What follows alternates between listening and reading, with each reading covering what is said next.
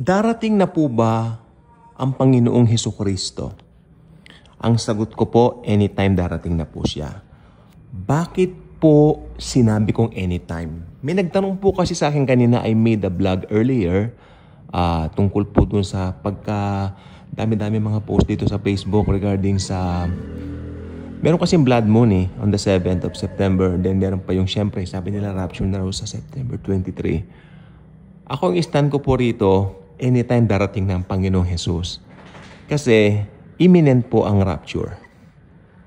Gusto kong linawin sa inyo, pag binanggit kong darating na si Jesus, hindi ko sinasabi na second coming yaon.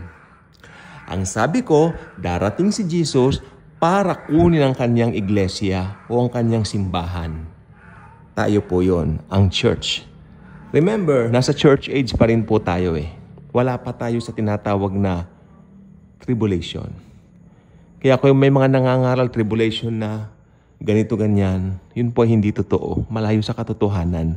At meron po nag-comment sa akin, I would like to acknowledge those people who are trying their best to express kung ano yung pananampalataya nila sa ating comment section. Because ang comment section natin bukas po kahit ano po yung paniniwala ninyo, kahit ano pa yung pananaw ninyo, ginagalang ko po yan.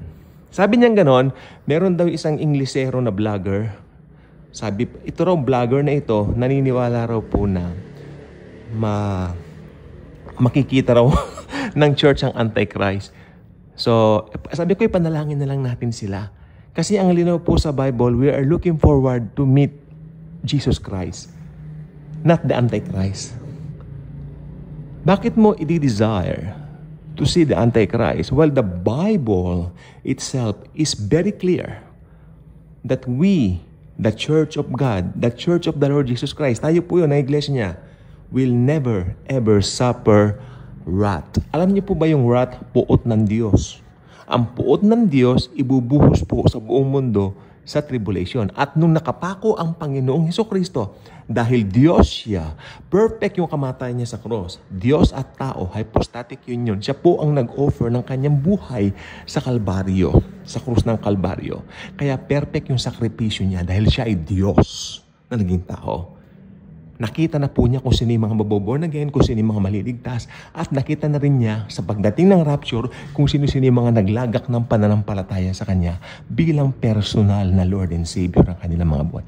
Ikaw ba yun? Isa ka ba doon? Congratulations. Kaya tignan niyo po bilang Diyos, alam niya na kung sino yung mga i-rapture niya.